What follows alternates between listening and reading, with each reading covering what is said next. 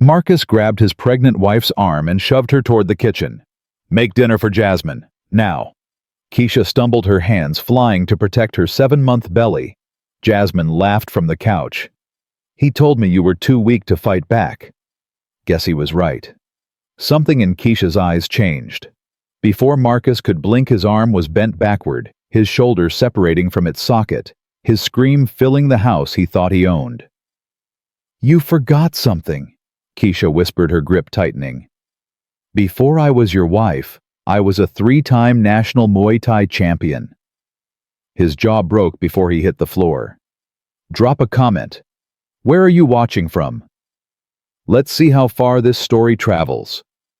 Marcus's body slammed into the hardwood floor, and the sound that came out of his mouth was something between a gurgle and a sob.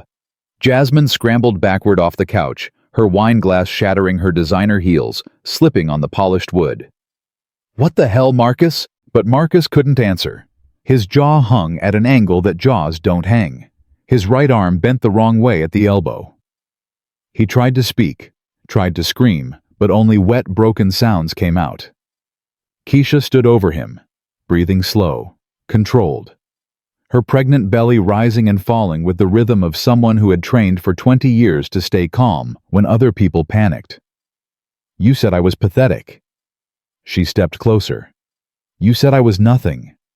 Marcus tried to crawl backward. His good arm scraped against the floor. "You brought her into my home." Keisha crouched down, her face inches from his, and told her I was too weak to fight back. Jasmine made a break for the door. Bad move. Keisha's hand shot out, caught Jasmine's ankle mid-stride. One pull. Jasmine went down hard, her chin bouncing off the floor, her red dress tearing up the side. "Please," Jasmine sobbed, mascara streaming down her face. "I didn't know. He said you were broken. He said—" "He lied." Keisha released her grip and stood up slowly, one hand resting on her belly. "He's been lying for 3 years. But this story doesn't start with broken bones. It starts with a broken woman who forgot she was dangerous.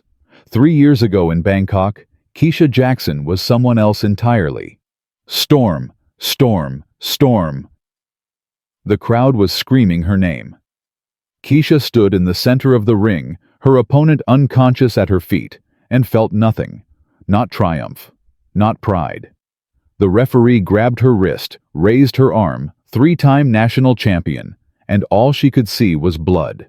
Her blood. Her opponent's blood.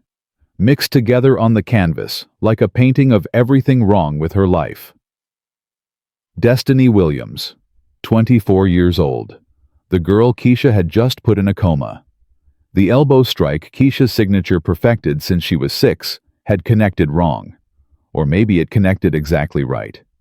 Destiny dropped like someone cut her strings. 6 seconds of silence. Then chaos. Medics. Stretchers.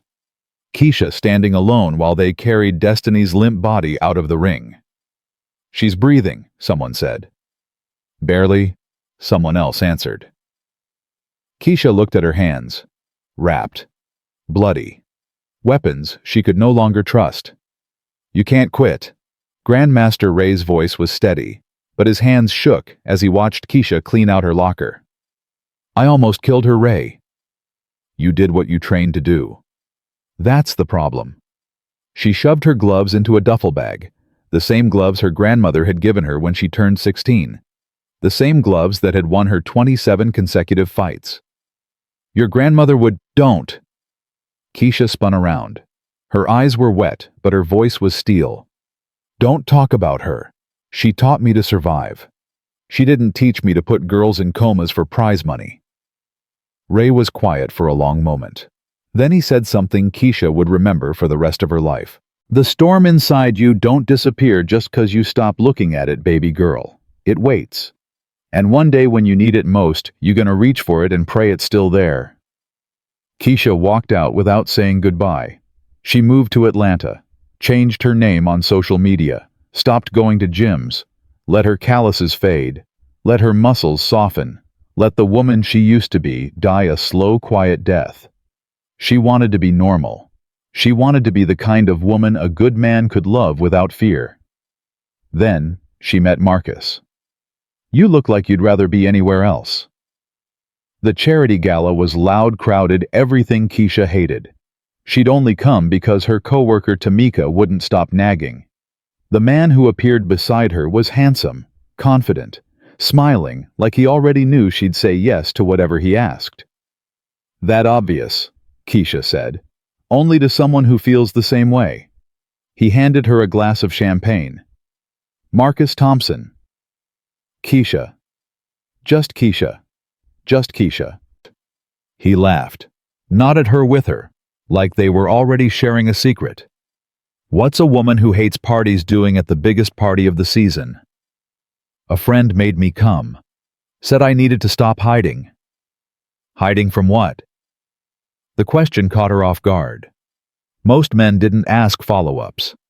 Most men just talked until you found an excuse to leave. Myself, she said. I used to be someone else, someone dangerous. And now? Now I'm trying to be someone safe. Marcus looked at her, really looked at her, and for a moment, Keisha felt seen in a way she hadn't felt in years. Safe is overrated, he said. I'd rather be real. She should have heard the lie hiding inside the charm. But she was lonely. She was lost. She was so desperate to believe that love could fix her that she ignored every warning sign. 6 months later, she married him. So this is the girl. Patricia Thompson looked at Keisha the way people look at stains on expensive furniture. The rehearsal dinner was supposed to be celebratory. Instead, it felt like an interrogation. Marcus says you work at a nonprofit, Patricia said. Something about underprivileged youth. Mentorship, yes. Helping kids who... How noble. The word dripped with contempt. I always told Marcus he needed a woman who could match his ambition. Someone with connections, resources. Patricia sipped her wine. But I suppose love doesn't follow rules. Marcus appeared beside Keisha, his hand on her back. Mom, stop. I'm just getting to know my new daughter-in-law, darling. Patricia smiled, but her eyes stayed cold. We're going to be family after all. Keisha should have run. Instead, she smiled back and said, I'm looking forward to it. Year 1 was survivable. Marcus worked constantly 70-80 hours a week. Keisha kept the house, cooked his meals, learned to be the wife he seemed to want. She stopped mentioning her old life, stopped seeing Tamika, stopped doing anything that reminded her of who she used to be.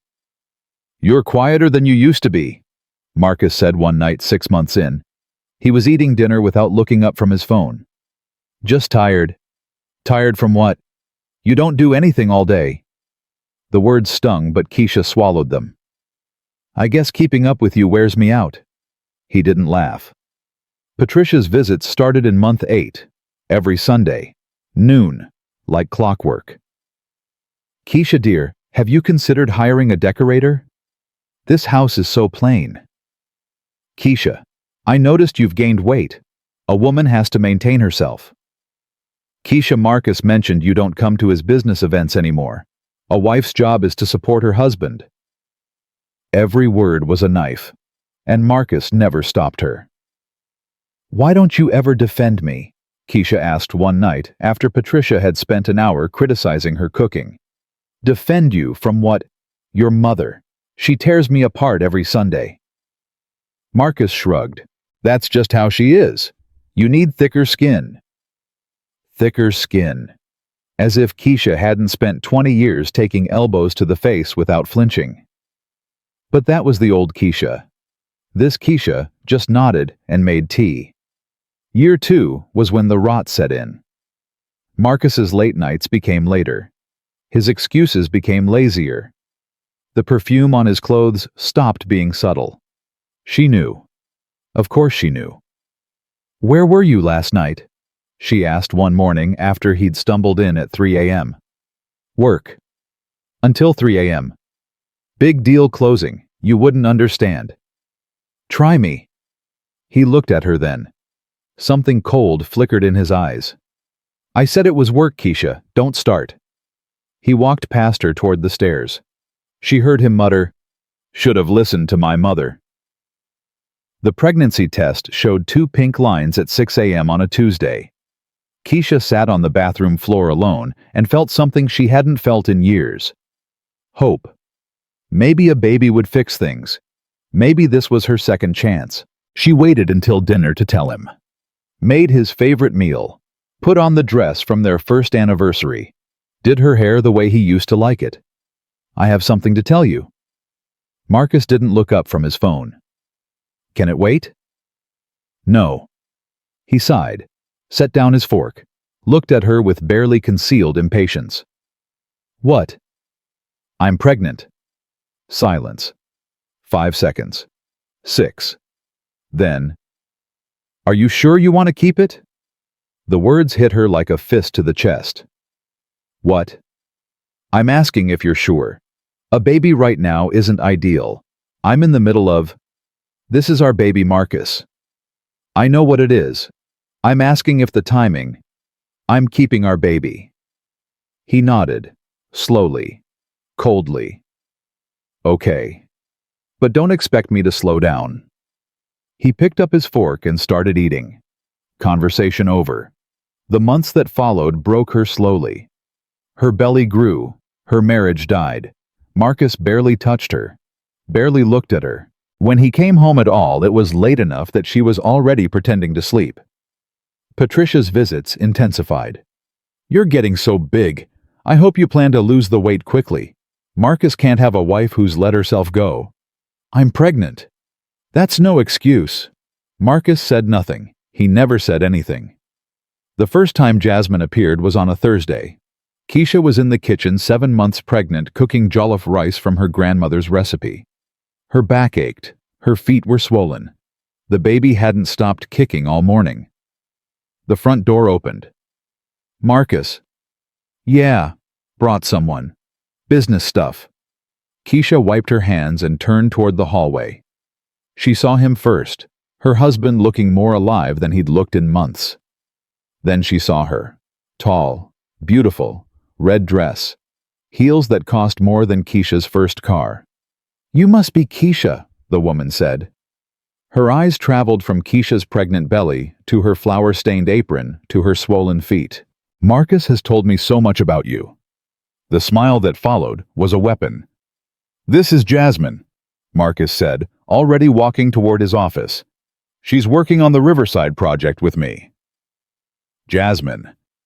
The name Keisha had seen on his phone. The name attached to hotel receipts and restaurant charges.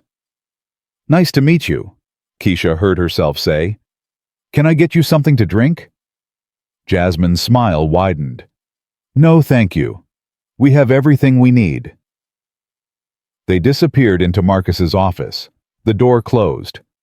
Keisha stood in the kitchen, one hand on her belly, listening to them laugh through the walls. 3 hours later, Keisha walked past the office door. She told herself she was going to the bathroom. Through the wood, she heard Jasmine's voice. You're amazing, Marcus. Any woman would be lucky to have you.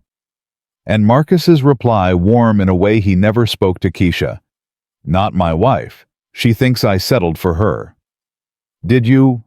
Pause. Some days? Yeah, I think I did. Keisha's knees buckled.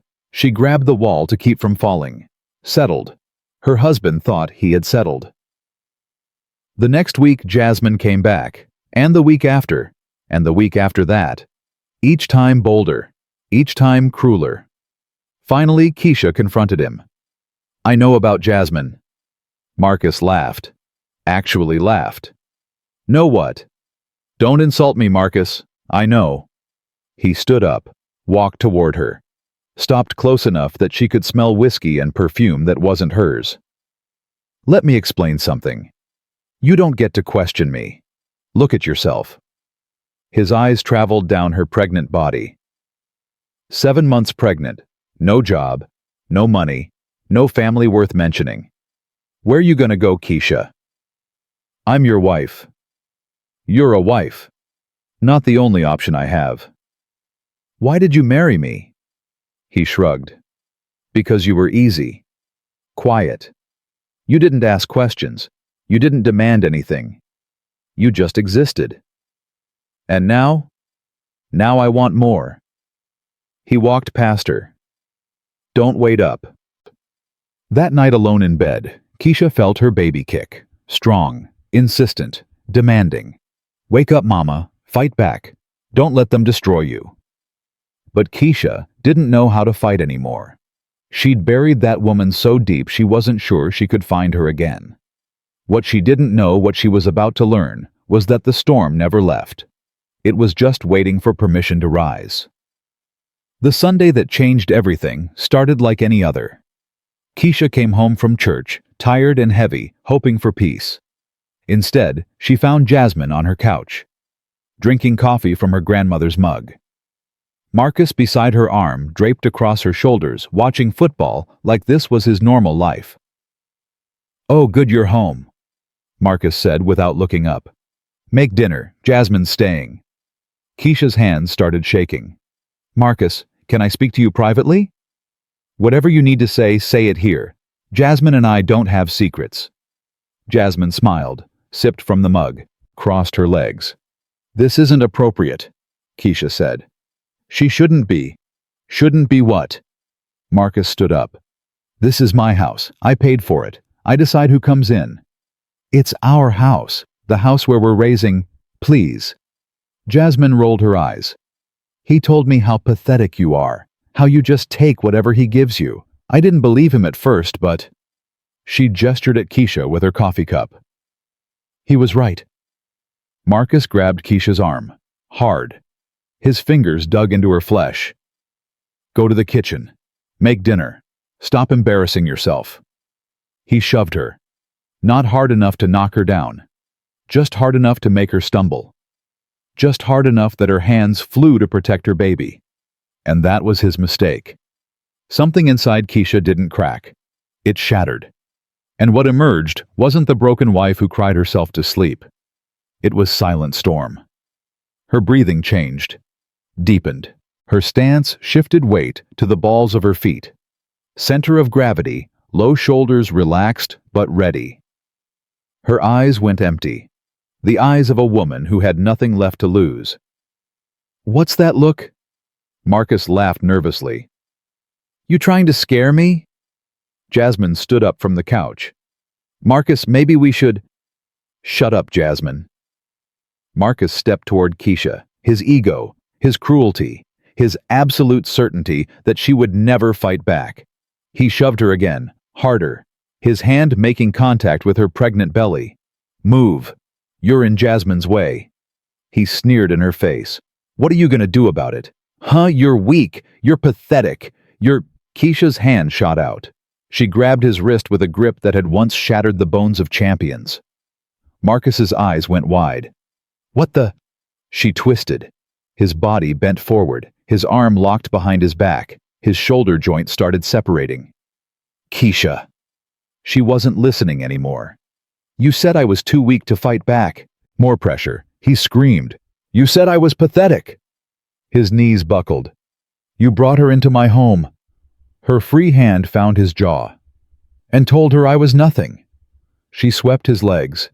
He went down hard. Something cracked. His jaw. Jasmine ran for the door. Keisha caught her ankle without even looking. One pull. Jasmine hit the floor beside her lover face first, screaming. "You said she was helpless," Jasmine shrieked at Marcus. "You said she'd never fight back." Marcus tried to speak. His broken jaw wouldn't let him. Keisha stood over them both, 7 months pregnant, breathing steady, tears streaming down her face even as her hand stayed steady as stone. "I begged you to love me," she whispered. "I begged you to see me, and you brought her into our home and told her I was nothing." She crouched down until her face was inches from Marcus's. "You forgot who I was before I was your wife." She stood up slowly. "But I remember now." Marcus lay on the floor, his broken jaw making wet clicking sounds every time he tried to speak. His right arm hung useless at his side, the elbow bent at an angle that made Jasmine gag when she looked at it. Ki. Sha. He couldn't even say her name right. Jasmine was crying so hard she could barely breathe. Mascara ran down her cheeks in black rivers. Her torn red dress bunched around her thighs. One of her designer heels had snapped off when Keisha pulled her down. "Please," Jasmine sobbed. "Please, I'm sorry. I didn't know. He told me." "I know what he told you." Keisha's voice was calm. Too calm. The voice of someone who had moved past anger into something far more dangerous. "He told you I was weak, pathetic, broken, too pregnant and too stupid to fight back." She looked down at Marcus, who was still trying to crawl away, leaving a smear of blood on the hardwood from where his chin had split open. "Isn't that right, Marcus?" He moaned something that might have been sorry. Keisha crouched down beside him, her pregnant belly between her knees, and grabbed a handful of his hair. She tilted his head back, so he was forced to look at her. 3 years, she said quietly. 3 years I gave you. I cooked your meals, cleaned your house, smiled when your mother called me trash, pretended not to notice the perfume on your clothes, the hotel charges, the way you looked at me like I was furniture you regretted buying. Tears streamed down her face, but her grip didn't loosen. I gave up everything for you. My career, my strength, my identity. I turned myself into nothing because I thought that's what you wanted. And you know what I got in return. She leaned closer. Her. In my house. Drinking from my grandmother's cup. While you told her I was too weak to matter. Marcus's eyes were wide with pain and terror. He'd never seen this woman before. Not once in 3 years of marriage. The Keisha he knew was soft, quiet, obedient. This Keisha looked like she could kill him without raising her pulse. I'm going to let go of your hair now, she said. And you're going to stay exactly where you are. Because if you try to get up, if you try to touch me, if you even look at me wrong, I will break the other arm. Do you understand? He made a sound that could have been yes. Keisha released him and stood up. She turned to Jasmine, who was still cowering on the floor, and extended her hand. Jasmine flinched, like she expected to be hit. Get up. Please don't hurt me. Please. I have a daughter. She's only 4. Please. I said get up. Jasmine took Keisha's hand with trembling fingers and let herself be pulled to her feet. She stood there, shaking her ruined dress hanging off one shoulder, waiting for whatever came next. Keisha studied her for a long moment. How long? What? How long have you been sleeping with my husband?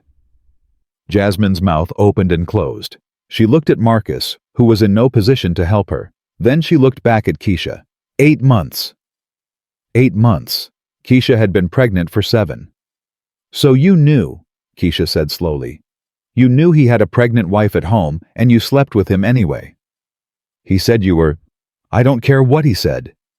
Keisha stepped closer. Jasmine stepped back until she hit the wall. You're a grown woman. You made a choice. You chose to come into another woman's home, drink from her cup, sit on her couch, and let her husband parade you around like a trophy while his pregnant wife served you dinner. Jasmine was crying so hard she could barely stand. I'm sorry. I'm so sorry. I didn't think... No, you didn't think. Or maybe you did think and you just didn't care. Because women like me don't matter to women like you. We're just obstacles. Speed bumps on your way to whatever you think you deserve. Keisha took a deep breath. Here's what's going to happen now. You're going to walk out that door. You're going to get in your car. And you're never going to contact Marcus again. Not a text. Not a call. Not a smoke signal. If I find out you've so much as looked in his direction, I will make what happened here tonight seem like a gentle warning. Do you understand? Jasmine nodded frantically. Say it. I understand. I'll never contact him again. I swear. I swear to God. Good. Now get out of my house. Jasmine didn't need to be told twice. She ran, limped really with one broken heel toward the front door, yanked it open, and disappeared into the night. Keisha listened to her car start, heard the tires screech as she pulled away, and then turned back to her husband. Marcus had managed to pull himself into a sitting position against the wall. His face was a mess of blood and tears and snot. His arm hung at his side like a dead thing. He was shaking so hard his teeth chattered. Or maybe that was just his broken jaw clicking. Keisha. His voice was barely recognizable. Baby, please, let me explain. Explain what? She walked toward him slowly, and he pressed himself back against the wall like he could phase through it if he tried hard enough. Explain how you've been cheating on me for 8 months. Explain how you brought her into our home. Explain how you shoved your pregnant wife and told your mistress I was too weak to fight back. She stopped in front of him. Which part would you like to explain, Marcus? I'm listening. I made a mistake. I know that. I know I messed up, but we can work through this. We can go to counseling. I'll end things with Jasmine. You'll end things with Jasmine. Keisha laughed, but there was no humor in it. Marcus, I just threw her out of our house. I'm pretty sure things are ended. Then we can start over. Fresh start. For the baby. Our baby. He reached out his good hand toward her belly. Keisha stepped back. Don't. Keisha. Don't touch me. Don't talk about my baby. Don't pretend you care about being a father when 2 hours ago you were sitting on that couch with your arm around another woman. I was confused. I was going through something. You don't understand the pressure I'm under. The pressure you're under. Keisha's voice rose for the first time. You're under pressure. I've spent 3 years shrinking myself to fit into your life. I quit my job because you wanted a wife who stayed home. I stopped seeing my friends because you said they were beneath us. I let your mother treat me like garbage because you couldn't be bothered to defend me. I watched you come home smelling like another woman's perfume, and I said nothing because I was trying to save our marriage. She was crying now, but her voice stayed strong. I did everything right, Marcus. Everything you asked, and it was never enough. I was never enough. So don't you dare talk to me about pressure. Marcus was quiet for a moment. Then, incredibly, his expression shifted. The fear faded. Something harder took its place. You think breaking my arm changes anything? Keisha blinked. What? You think because you can fight you have power here? He laughed wet and painful through his broken jaw. Look around, Keisha. This is my house, my money, my name on every account. You have nothing. You are nothing. When this is over, I'll tell everyone you attacked me. Crazy pregnant woman, hormones. Everyone will believe it. He tried to smile, but his jaw wouldn't cooperate. You'll be out on the street, no job, no money, no family, and I'll have full custody of that baby. You really think anyone's going to give a child to a violent? Keisha moved so fast he didn't even see it coming. Her hand wrapped around his throat. Not squeezing, not yet, but the threat was clear. Let me tell you something, Marcus. Her voice was barely a whisper. For 3 years I let you believe I was weak. I let you think I was soft. I let you treat me like nothing because I thought that's what love required. I was wrong. She leaned closer. But you were wrong too. Because while you were busy underestimating me, I was paying attention. I know about the hotel receipts. I have screenshots of every text you sent Jasmine. I have recordings of your mother calling me worthless. Georgia's a one-party consent state, by the way. I have copies of every bank statement, every credit card charge, every lie you've told for the past year. Marcus's face went pale. That's right. I've been building a file. Because even when I was trying to save our marriage, some part of me knew it might come to this. The old me, the fighter, she never really left. She was just waiting, gathering evidence, preparing for war. Keisha released his throat and stood up. Here's what's going to happen. You're going to call 911 and tell them you fell. Tripped on the stairs, had an accident, whatever lie you want to tell. But you're not going to mention me. Because if you do, if you try to press charges, if you try to take my baby, if you so much as think about making this difficult, I will destroy you. She walked to the window and looked out at the night. Your business partners will get copies of the hotel receipts. Your country club friends will see the texts. Your mother's church group will know exactly what kind of man raised Marcus Thompson. Every single person in your life will know that you cheated on your pregnant wife and brought your mistress into your home. She turned back to face him. Is that what you want? Because I have nothing left to lose. But you have everything to lose. Your reputation, your business, your precious family name. Marcus stared at her like he was seeing her for the first time. Who are you? I'm your wife. The one you forgot was dangerous. She walked to the phone on the wall, the landline Marcus insisted on having because it made him feel established, and picked up the receiver. Make the call, Marcus. Tell them you fell. And then we're going to have a conversation about divorce. She held the phone out to him. For a long moment, he didn't move. She could see him calculating, weighing his options, trying to find a way out that didn't exist. Finally, he reached out and took the phone with his good hand. 911, what's your emergency? I had an accident. His words were slurred through his broken jaw. I fell. I think my arm is broken.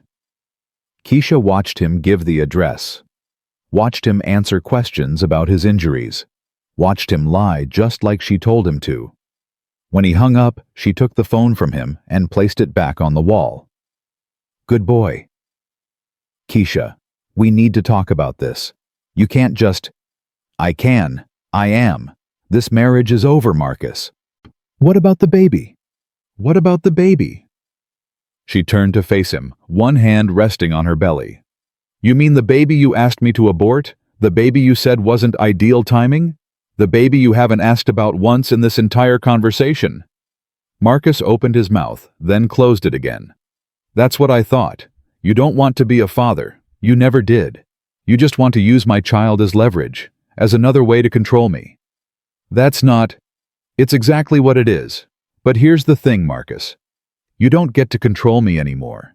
You don't get to use my baby. You don't get to threaten me with things you think I can't survive. She walked to the front door and opened it, letting the night air flow into the house. The ambulance will be here in about 10 minutes. I suggest you use that time to think about what kind of divorce you want. The easy kind where you sign the papers and give me what I'm asking for, or the hard kind where I burn your entire life to the ground. What are you asking for? The house, full custody, child support, half of everything. Marcus laughed a wet, painful sound. You're insane. No judge is going to give you anything once they see the evidence I have. The texts, the receipts, the fact that you shoved your pregnant wife tonight. I have bruises forming on my arm right now, Marcus. Bruises shaped like your fingers. She held up her arm, and even in the dim light, he could see the marks his grip had left.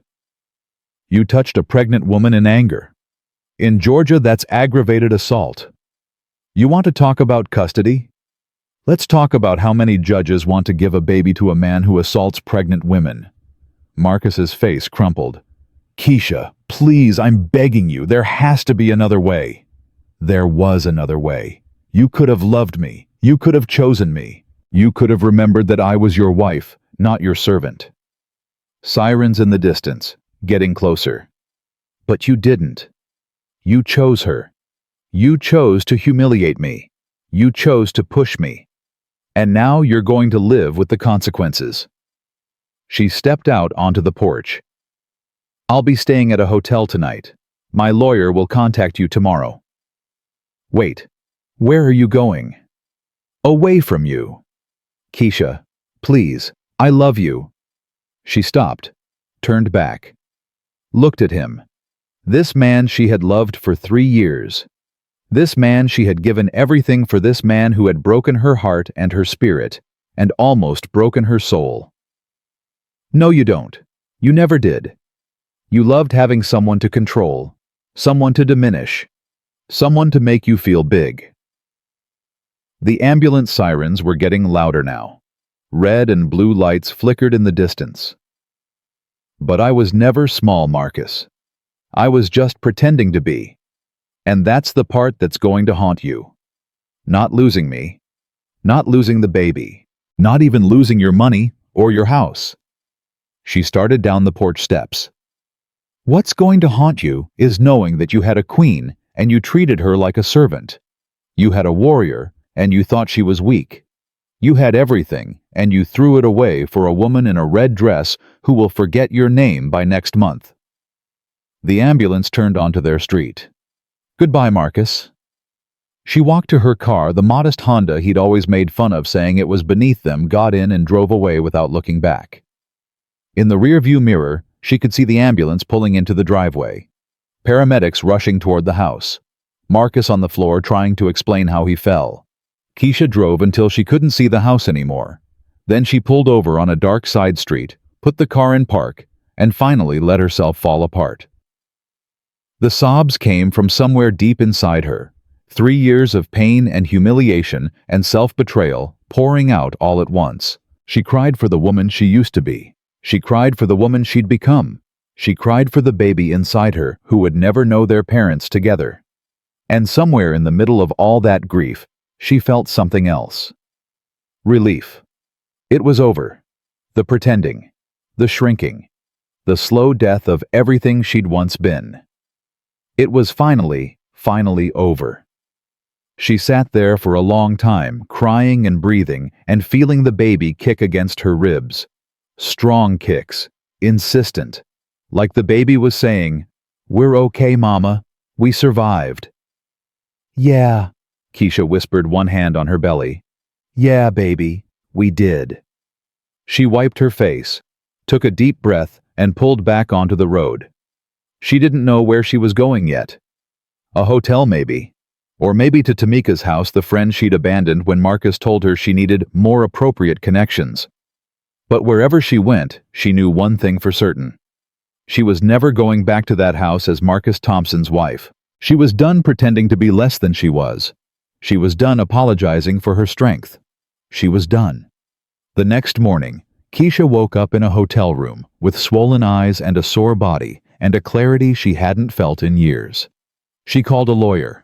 Not just any lawyer, the best family attorney in Georgia, a woman named Denise Williams, who had a reputation for destroying men who crossed their wives. Denise answered on the second ring.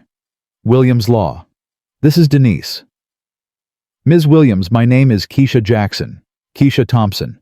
I need to file for divorce and I need someone who isn't afraid to fight."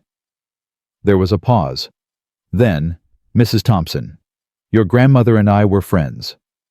Keisha's heart stopped. "What?" "Odessa Mae Jackson. She was one of the toughest women I ever knew. Before she passed, she called me, told me about you, about the man you married, about her fears." Denise's voice softened. "She made me promise to help you when you were ready. I've been waiting 3 years for this phone call." Tears streamed down Keisha's face. She knew. Grandmothers always know, baby. Now, tell me everything. Keisha talked for 2 hours. She told Denise about Marcus, about Patricia, about Jasmine, about the cheating and the cruelty and the night she finally fought back. When she finished, Denise was quiet for a moment. Then she said, "I want you to come to my office this afternoon. Bring everything you have, the screenshots, the recordings, the bank statements, all of it. And then we're going to take that man for everything he has, the house, the money, full custody, every single thing he made you feel you didn't deserve." Keisha closed her eyes. "Can we really win?" "Baby girl, we're not just going to win. We're going to make him wish he'd never forgotten who you were." That afternoon, Keisha walked into Denise Williams's office with a folder 3 inches thick. Evidence she'd been gathering for over a year. Screenshots of texts between Marcus and Jasmine. Hotel receipts. Credit card statements. Recordings of Patricia calling her worthless stupid beneath the Thompson family name. Denise spread everything out on her desk and let out a low whistle. "Girl, you weren't playing. I was a fighter before I was a wife. Fighters always have a backup plan." Clearly. Denise picked up one of the hotel receipts. The Ritz-Carlton, 3 nights, junior suite, room service charges for 2. She shook her head. He wasn't even trying to hide it. He didn't think he had to. He thought I was too weak to fight back. Denise looked up at her. And now, Keisha's hand moved to her belly, where her baby was kicking again. Now he's going to learn exactly how wrong he was. The hospital kept Marcus for 4 days. His arm required surgery, 2 pins to hold the elbow together, 8 weeks in a cast. His jaw was wired shut for 6 weeks. He could only eat through a straw, could only mumble through metal, could only stare at the ceiling and think about how badly he'd miscalculated. The nurses asked what happened. "Fell," he mumbled. The doctors asked what happened. "Fell." His mother asked what happened. "Fell down the stairs. Clumsy." Patricia didn't believe him. He could see it in her eyes when she visited that sharp, calculating look she got when she knew someone was lying. "Where's Keisha?"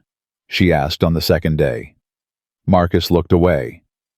"She left." "Left? What do you mean, left?" "She's 7 months pregnant with my grandchild." "She left Mom. She's filing for divorce." Patricia's face went through several emotions in rapid succession. Shock. Confusion. Then something that looked almost like satisfaction. "Well, I always knew that woman wasn't right for you. No breeding. No class. No... Mom." "What?" Marcus turned his head to look at her. His jaw ached. His arm throbbed. His entire body felt like one massive bruise. "Just stop, please." Patricia blinked. In 42 years, her son had never told her to stop. "Marcus, I'm only trying to..." "I know what you're trying to do, and I'm asking you to stop." She sat back in her chair, studying him with narrowed eyes. "What really happened?" "I told you. I fell." "You fell down the stairs and broke your arm and your jaw in exactly the pattern that suggests someone who knows what they're doing deliberately." "Mom." "Did she do this to you?" Marcus didn't answer. Patricia's eyes went wide. "That little nobody put her hands on you. On my son. I'll have her arrested. I'll have her committed. You'll do nothing." Marcus's voice came out harder than he intended. The effort made his jaw scream with pain. "Keisha has evidence, pictures, recordings, things that would destroy us, destroy me." "What kind of evidence? What are you talking about?" "It doesn't matter. What matters is that if you go after her, if you try to interfere, she'll release everything. And I mean everything." Patricia was quiet for a long moment. "Marcus, what did you do?"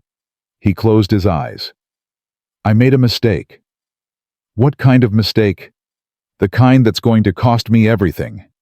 Patricia stood up. Her designer purse clutched tight against her body. Her face arranged into the mask of composure she wore when she didn't want anyone to see her real feelings. "I'm going to call our lawyer, Gerald Whitmore. He handled your father's estate. He can..." "Gerald can't help me, Mom. No one can help me. I did this to myself." "There's always a way out. There's always..." "Not this time." Marcus opened his eyes and looked at his mother. "I cheated on my pregnant wife for 8 months.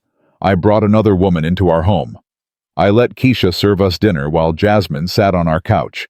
And when Keisha finally said something, I put my hands on her." Patricia's face went pale. "You what?" "I grabbed her arm, shoved her, told her she was too weak to fight back." "Marcus William Thompson, I raised you better than..." "No, you didn't." The words hung in the air between them. "You raised me to think I was better than everyone. You raised me to believe that people like Keisha were beneath us. Every Sunday dinner, every comment about her clothes, her hair, her job, her family, you were teaching me that she didn't matter. That I could treat her however I wanted because she should be grateful I married her at all." Patricia's mouth opened, closed, opened again. I was trying to protect you. She wasn't. She was a 3-time national Muay Thai champion mom. Before she met me, she was one of the most dangerous women in the country. She gave all of that up because she wanted to be normal. She wanted to be soft. She wanted to be the kind of woman I could love. He laughed bitterly, and I destroyed her for it. I took the most powerful person I've ever met, and I broke her down until she forgot who she was. And then when she finally remembered, he gestured at his broken body. This happened. Patricia stood there for a long moment processing. Then she said the most Patricia thing possible. We can still fix this. We can spin the narrative. Say she attacked you unprovoked. Say she's mentally unstable. Pregnancy hormones. We can get out. Marcus. I said get out. Patricia drew herself up to her full height. I am your mother. I am trying to help you, and I will not be spoken to like what? Like the way you spoke to Keisha for 3 years. Like the way you made her feel small and worthless every single Sunday. Like the way you taught me that it was okay to treat my wife like garbage. He was breathing hard now. The effort sent sharp pains through his jaw. Get out, Mom, and don't come back until you're ready to admit that this is as much your fault as it is mine. Patricia stared at him for a long moment. Then she picked up her purse, walked to the door, and paused. When you come to your senses, call me. Until then, you're on your own. She walked out without looking back. Marcus lay there in the silence, staring at the ceiling, wondering how everything had gone so wrong so fast. The divorce papers arrived at the hospital on day 3. A courier walked in, asked Marcus to confirm his identity, and handed him a thick envelope with Denise Williams's letterhead. Marcus knew that name. Everyone in Atlanta knew that name. Denise Williams was the attorney wives hired when they wanted to annihilate their husbands. She had a 94% success rate and a reputation for being absolutely merciless. He opened the envelope with his good hand and read through the papers while his jaw throbbed. Petition for divorce. Grounds adultery. Cruelty abandonment. Division of assets. Petitioner requests the marital home 50% of all liquid assets. 50% of all investment accounts and full ownership of her vehicle. Child custody petitioner requests sole legal and physical custody of the minor child with no visitation rights for respondent. Child support petitioner requests maximum allowable support under Georgia law. There was more. Pages and pages of legal language that all boiled down to one simple message. Keisha was taking everything. Marcus reached for his phone and called his lawyer. Gerald Whitmore had been handling Thompson family legal matters for 30 years. If anyone could fix this, Gerald could. Gerald, it's Marcus. Marcus, I heard about your accident. How are you feeling? Like hell. Listen, I need you to handle something for me. Divorce papers. A pause. Divorce papers, I didn't know you and Keisha were. We are now. She's filed. Her lawyer is Denise Williams. A longer pause. Denise Williams. You know her. Everyone knows her, Marcus. She's formidable. What exactly are we dealing with here? Marcus took a deep breath. She's asking for everything. The house. Half my assets. Full custody. No visitation. On what grounds? Adultery. Cruelty. She has evidence. What kind of evidence? Texts. Hotel receipts. Recordings. Pictures. Gerald was quiet for a long moment. Marcus, how much evidence are we talking about? A lot. She's been gathering it for over a year. And the cruelty allegation? Marcus looked down at his broken arm. The night she left, there was an altercation. I grabbed her arm, shoved her. She's 7 months pregnant. Gerald's voice went very flat. You put your hands on your pregnant wife. It wasn't, I didn't mean to. It doesn't matter what you meant to do, Marcus. You assaulted a pregnant woman. In Georgia, that's aggravated assault. It's a felony. And if Keisha decides to press charges instead of just filing for divorce. He didn't finish the sentence. He didn't need to. What do I do? Marcus asked. Right now, nothing. Let me review the papers. Let me see what we're working with. But Marcus. What? Based on what you've told me, I have to be honest with you. This doesn't look good. If she has the evidence you say she has, if she can prove adultery and assault, you're not going to win this. The best we can hope for is limiting the damage. Marcus closed his eyes. What does limiting the damage look like? Giving her most of what she wants, negotiating on the details, maybe getting supervised visitation instead of no visitation, maybe keeping a larger percentage of your business assets. That's the best case. That's the realistic case. The alternative is going to trial, having all your dirty laundry aired in public, and probably losing anyway. Plus criminal charges if she decides to pursue them. Marcus sat with that for a long moment. Set up a meeting, as soon as possible. I'll call Denise's office today. After Gerald hung up, Marcus lay in his hospital bed and stared at the ceiling. He thought about Keisha. About the woman she'd been when they met, quiet, gentle, so desperate to be loved that she'd buried her entire identity. About the woman she'd become under his roof, smaller and smaller, fading away piece by piece until there was almost nothing left.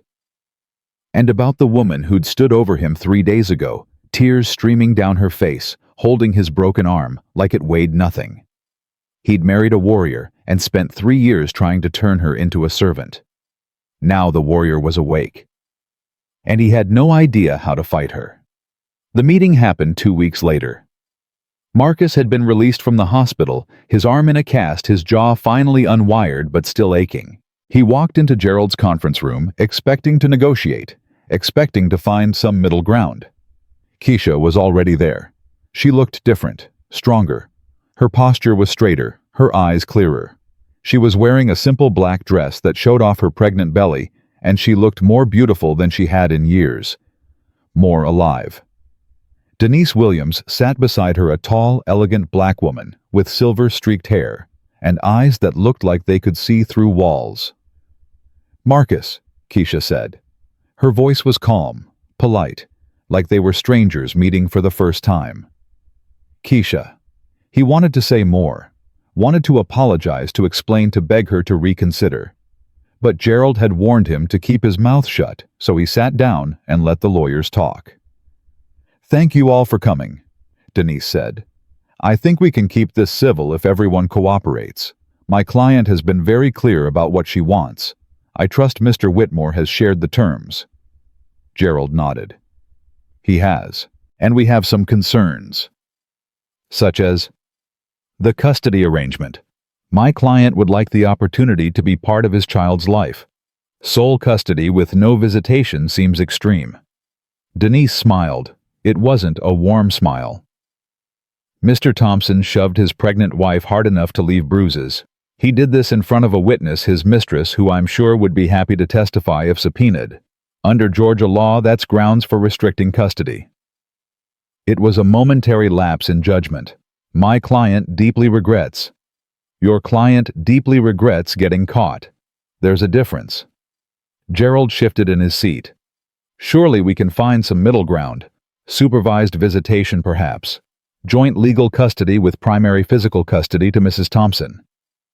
Denise looked at Keisha. What do you think? Keisha was quiet for a moment. Then she spoke directly to Marcus for the first time. Do you want to be a father? Marcus blinked. What? It's a simple question. Do you actually want to be a father to this baby? Or do you just want visitation rights so you can tell people you're not the kind of man who abandons his child? Of course I want to be a father. Then why did you ask me to abort it? The room went silent. When I told you I was pregnant, the first thing you said was, "Are you sure you want to keep it?" Those were your exact words, Marcus. And when I said yes, you told me not to expect you to change your schedule. You said a baby wasn't ideal. Marcus's face flushed. I was stressed. I was in the middle of... You were in the middle of sleeping with another woman. I know. I was there living in the same house, watching you come home smelling like her perfume, watching you text her while I made your dinner. Her voice stayed calm, but there was steel underneath it. Here's what I know about you, Marcus. You like the idea of things. The idea of a wife. The idea of a family. The idea of being a successful man with a perfect life. But you don't want to do the work. You don't want to actually show up. You want the credit without the commitment. She leaned forward. If I give you visitation rights, what happens? You pick up our child every other weekend for a few months, and then you get busy. You get distracted. You meet another Jasmine. And suddenly, you're canceling visits, making excuses, teaching our child that they're not important enough for you to show up. That won't happen. It already happened with me. Why would our child be different? Marcus didn't have an answer. Keisha sat back.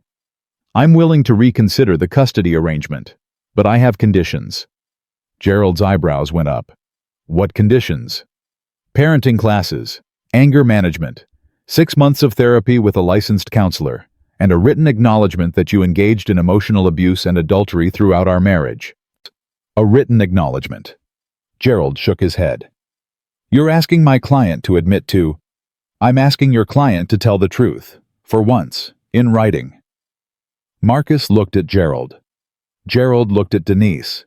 Denise looked at Keisha with something like pride. Can we have a moment to discuss? Gerald asked. Take your time.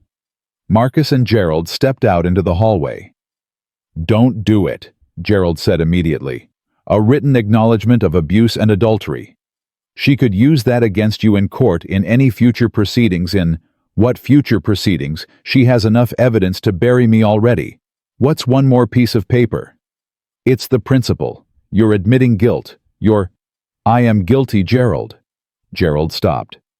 I cheated on her. For 8 months. I brought another woman into our home. I shoved my pregnant wife and told my mistress she was too weak to fight back. I did all of those things. And pretending I didn't isn't going to change anything. Marcus. I want to see my child. I want to be part of their life. And if that means admitting what I did, then I'll admit what I did. Gerald studied him for a long moment. You've changed.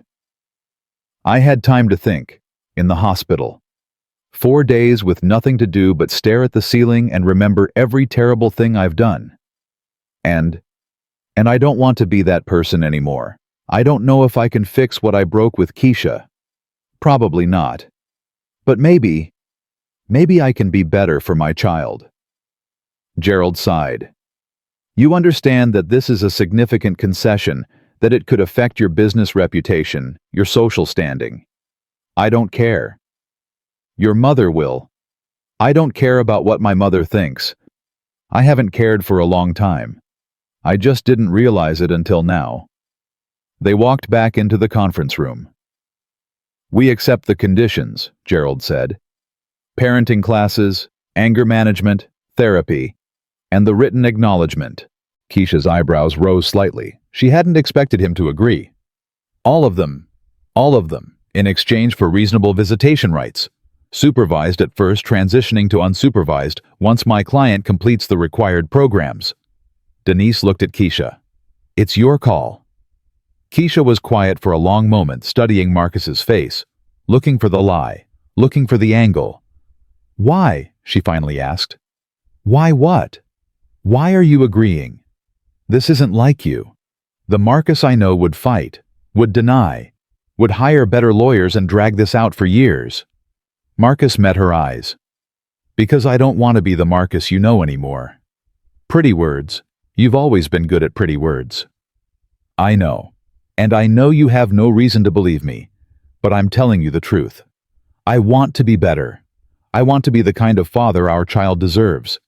And if that means admitting everything I did wrong, I'll do it.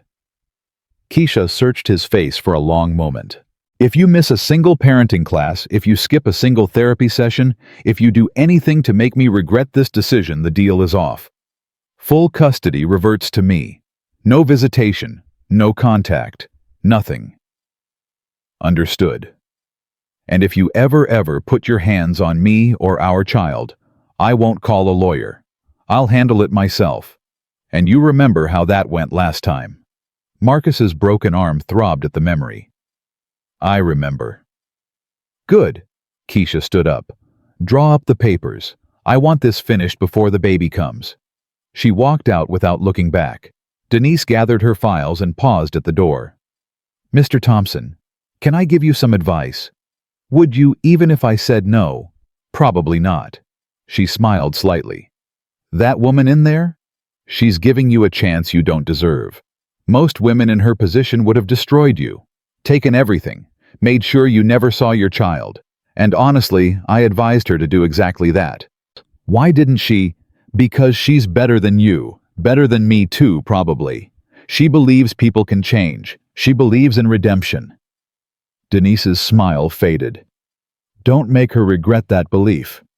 Because if you do, I'll be there, and I won't advise mercy twice. She walked out, leaving Marcus alone with Gerald in the empty conference room. Well, Gerald said. That could have gone worse. Marcus stared at the door Keisha had walked through. Yeah, it could have. The divorce was finalized 6 weeks later. Keisha got the house. She got half of everything.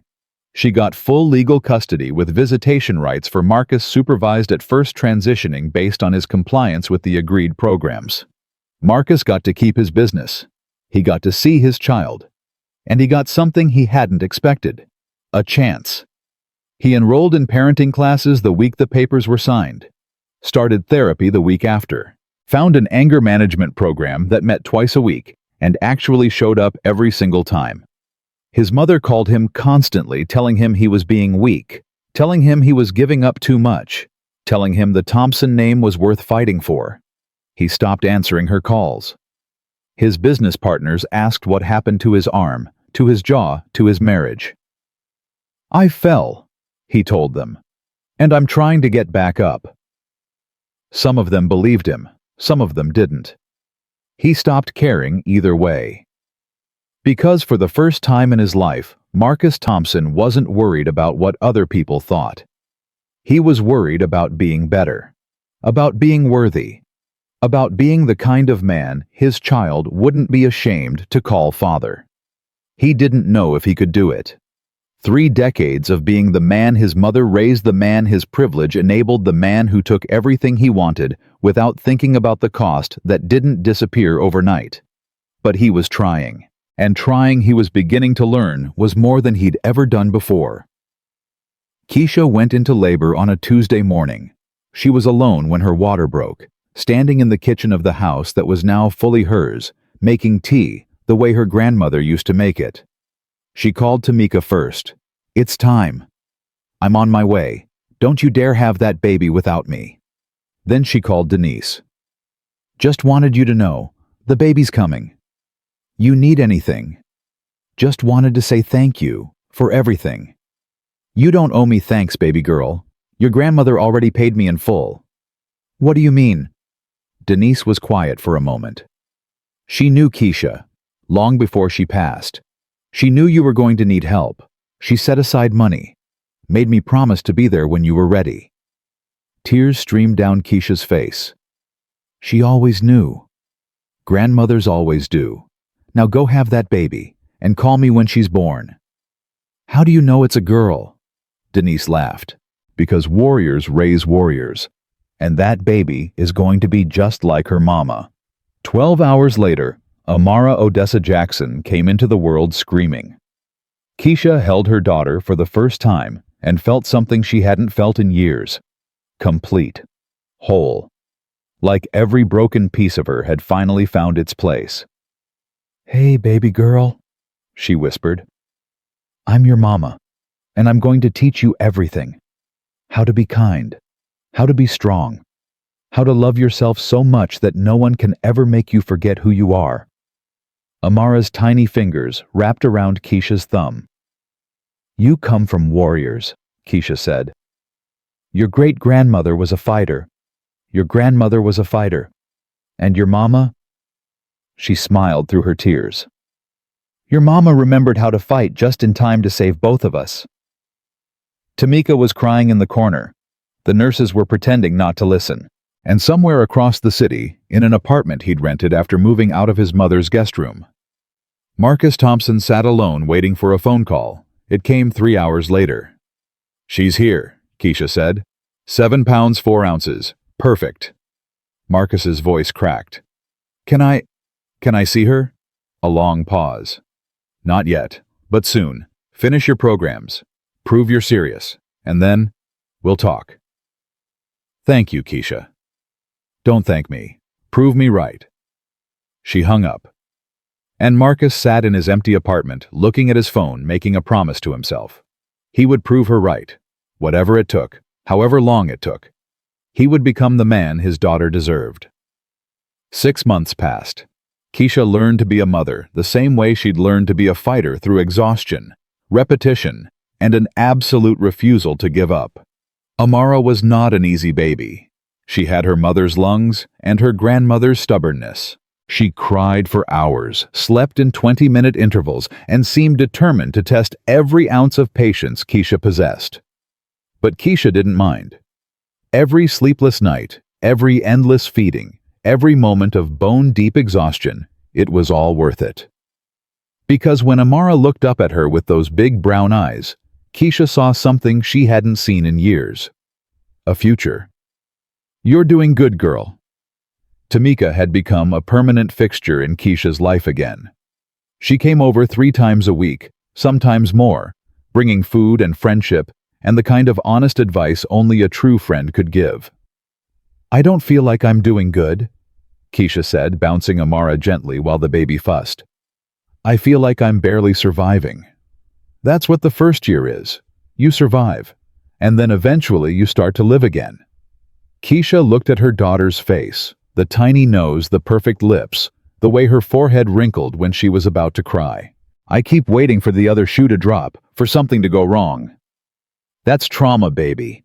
That's 3 years of living with a man who made you feel like happiness was something you didn't deserve." Tamika sat down beside her. "But here's the thing. The shoe already dropped. It dropped when Marcus brought that woman into your house. It dropped when you stood over him with his broken arm. It dropped when you walked out that door and took your life back." She put her hand on Keisha's shoulder. "There's no more shoes. Just you and this beautiful baby, and a future you get to build however you want." Keisha leaned into her friend's touch. "I missed you, Tam. I'm sorry I let him push you away. Don't apologize for what he did to you. Just promise me you'll never disappear again." "I promise." Amara finally settled, her eyes drifting closed. Keisha held her for a long moment, feeling the weight of her daughter's trust. "Marcus called again," she said quietly. Tamika stiffened. What did he want? To see her.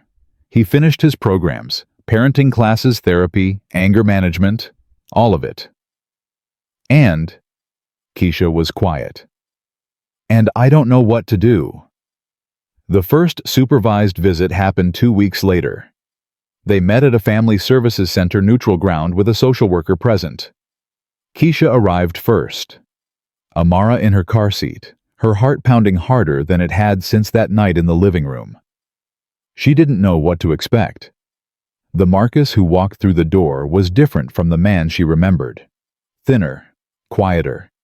The arrogance that had always clung to him like cologne was gone, replaced by something that looked almost like humility. "Keisha." His voice cracked when he said her name. "Marcus." He stood there, hands at his sides, not approaching, waiting for permission. Can I see her?" Keisha hesitated. Every instinct in her body screamed to protect Amara, to keep her away from the man who had caused so much pain. But she'd made a promise. And Keisha Jackson kept her promises. She stepped aside, revealing the car seat. Marcus moved forward slowly, like he was approaching something sacred. He knelt down, his eyes fixed on his daughter's face. "She's beautiful," he whispered. "She looks like you. She has your chin. Poor kid." It was a weak joke, but Keisha almost smiled. "You can hold her, if you want." Marcus looked up at her, surprise evident on his face. Really? That's why we're here. He reached down his hands, trembling slightly, and lifted Amara from the car seat. The baby stirred, opened her eyes, and stared at this stranger holding her. For a long moment, no one moved. Then Amara reached up with one tiny hand and grabbed Marcus's finger. Something broke in his face. Not the bad kind of breaking, the kind that lets light in. "Hey, baby girl," he whispered, his voice thick. "I'm your daddy. I know I haven't been around. I know I messed up. But I'm here now, and I'm going to try to be better. For you." Keisha watched him hold their daughter, and she felt something she hadn't expected. Not forgiveness, not yet. Maybe not ever, but something close to hope. The visits continued. Every 2 weeks at first, then every week. Always supervised. Always at the family center. Keisha sat in the corner and watched Marcus learn how to be a father. He was awkward at first. Didn't know how to hold a bottle right. Didn't know how to change a diaper without making a mess. Didn't know any of the songs or games that Keisha had learned through months of sleepless trial and error. But he kept showing up. Every single visit. Never late, never distracted, never looking at his phone or checking his watch. Just present. Fully present in a way he'd never been during their marriage. "You're different," Keisha said one day, 3 months into the supervised visits. Marcus looked up from where he was sitting on the floor, Amara in his lap, playing with a soft block. "Different how?" "I don't know. Quieter. Less you. Less arrogant, you mean?" "I was trying to be diplomatic." He laughed softly. "It's okay. You're right. I was arrogant. I thought I was better than everyone. Better than you. Better than the consequences of my own actions." He looked down at Amara, who was chewing contentedly on the block. "Turns out I wasn't better than anything. I was just a man who had everything, and threw it away because I was too proud to appreciate it." Keisha was quiet for a moment. "What happened? Between that night and now? What changed?" Marcus considered the question. "You want the honest answer? I want the truth. For once. The truth is, I was alone. For the first time in my life, I was completely alone. My mother wouldn't speak to me after I told her to leave the hospital. My business partners looked at me differently once the rumors started spreading. Jasmine. I don't even know where Jasmine is. She disappeared after that night and never looked back." He shifted Amara to his other knee. "And I realized something.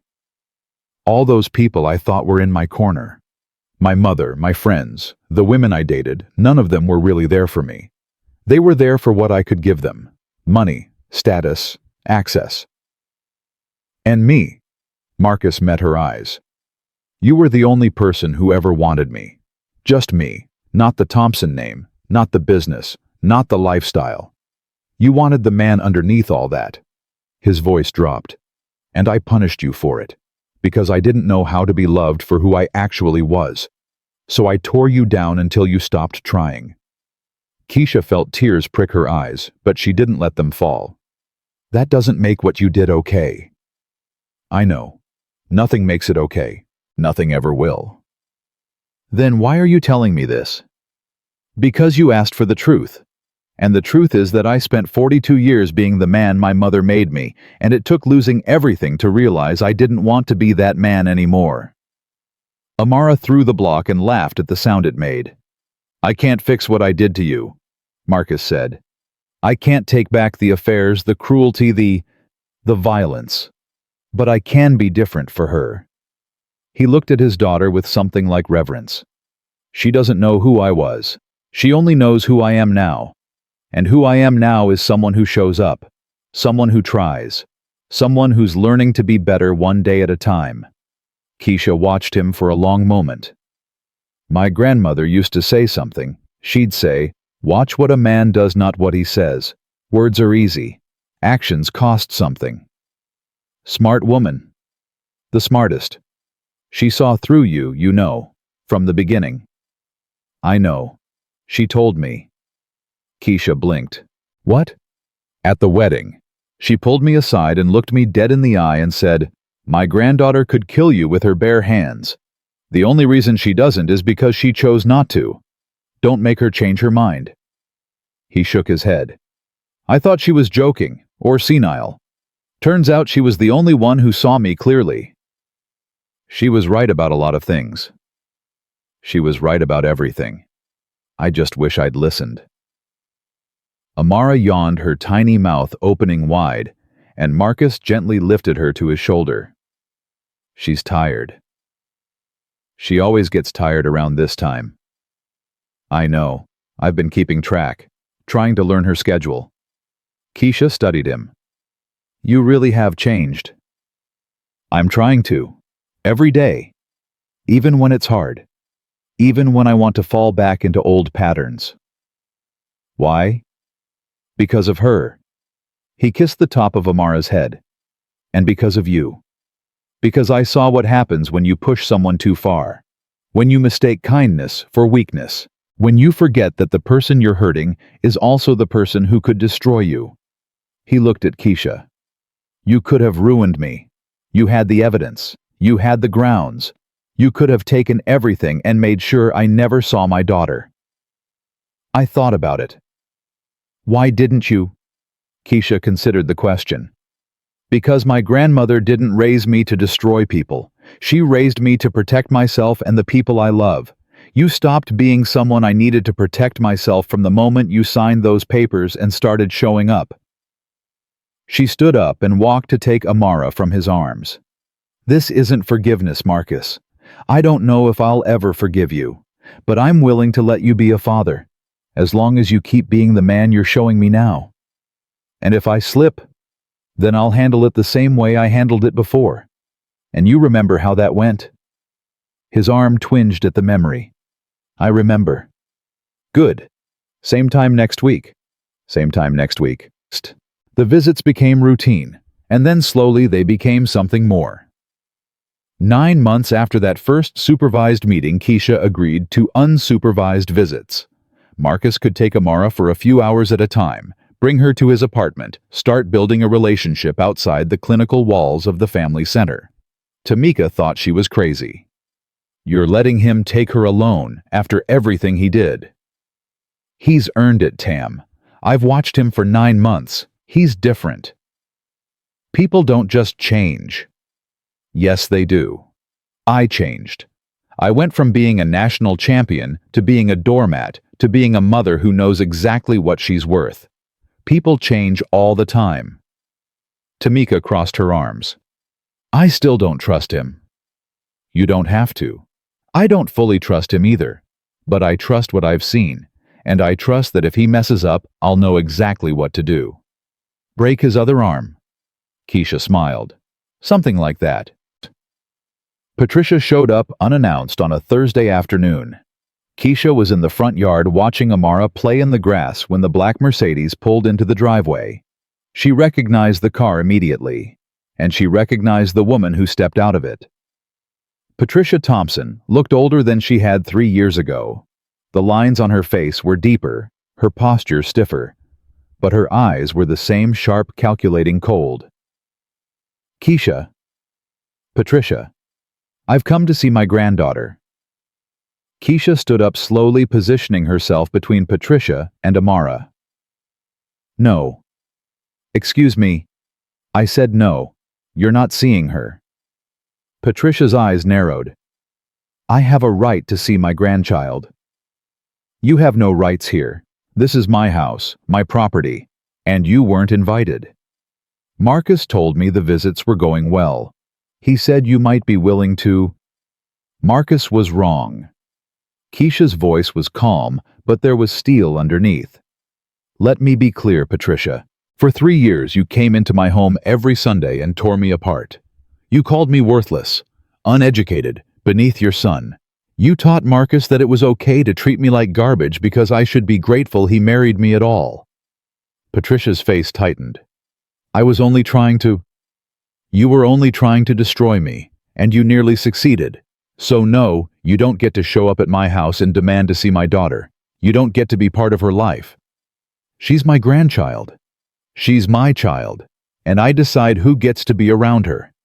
Patricia stepped forward, her face flushing with anger. "I will not be spoken to this way. I am Patricia Thompson. I have connections, resources."